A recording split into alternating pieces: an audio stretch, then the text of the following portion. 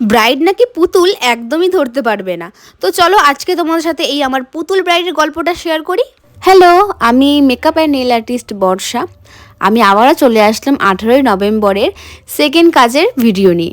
First কাজ সেরে বাড়ি এসে খাওয়া দাওয়া করে একটু রেস্ট নিয়ে আবারও বেরিয়ে পড়েছি সেকেন্ড লোকেশনের উদ্দেশ্যে। আমার লোকেশন থেকে আমার সেকেন্ড ব্রাইডের লোকেশন কিন্তু খুবই কাছে, সেই কারণে আমার যেতে খুব একটা টাইম লাগেনি, আমি ঠিক টাইমেই চলে গেছি। আর এই মানুষটার কথা যত বলবো ততই কম হয়ে যাবে। আমার পরিবারের মতো এই মানুষটারও অবদান আমার জীবনে অনেকটা। এখানে দেখো আমার মিষ্টি গুলোমুলো ব্রাইড কিন্তু বসে পড়েছে। সত্যি ওর গালগুলো একদম মানে কি বলবো রসগোল্লার মতো। আমার ভীষণ ভালো লেগেছে ওকে সাজিয়ে। ওর স্কিনটাও কিন্তু অনেকটা ভালো, সেই কারণে ওর ফেসটা এতটা গ্লো করছে। ওর ব্রাইডাল লুকটাও আমি তোমাদের সাথে শেয়ার করেছিলাম, তোমরা মানে ওর ব্রাইডাল লুকে অনেক অনেক ভালোবাসা দিয়েছো, তার জন্য অনেক অনেক থ্যাংক ইউ।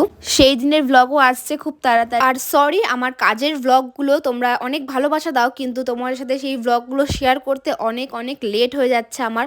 আসলে কাজের এত চাপ, তো সেই কারণে ভিডিওগুলো এডিট করে ভয়েস ওভার দেওয়ারও টাইম আমি ঠিকমতো পাচ্ছি না। লুক কিন্তু প্রায় কমপ্লিট। এই ব্রাইডের কিন্তু কোনো রকম কোনো ডিমান্ড ছিল না, প্রত্যেকটা জিনিস আমি আমার নিজের ইচ্ছে মতোই করেছি। শুধুমাত্র সে বলেছিল সেই ওপেন হেয়ারস্টাইল চাই, ব্যাস এইটুকুই। আর আমার ব্রাইড কিন্তু শাড়ি থেকে শুরু করে জুয়েলারি প্রত্যেকটা জিনিস কিন্তু খুব সুন্দরভাবে পছন্দ করে নিয়েছে।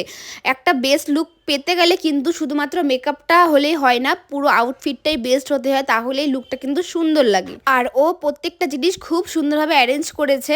আর ওর স্কিনটাও কিন্তু খুব ভালো, এই কারণেই মেকআপটা এত সুন্দর গ্লো করছে। আমার অনেকগুলো পছন্দের লুকের মধ্যে কিন্তু এটা একটা, আমার ভীষণ ভালো লাগছে ওকে দেখে। তোমরাও কিন্তু কমেন্ট করে জানিও, আমি তো আমার কাজের প্রশংসা নিজেই করে যাচ্ছি কখন থেকে। এবার তোমরা একটু কমেন্ট করে জানিও যে তোমাদের কেমন লাগলো এই লুকটা। তো ভিডিওটি এই পর্যন্ত, দেখা হচ্ছে নেক্সট ভিডিওতে, বাই।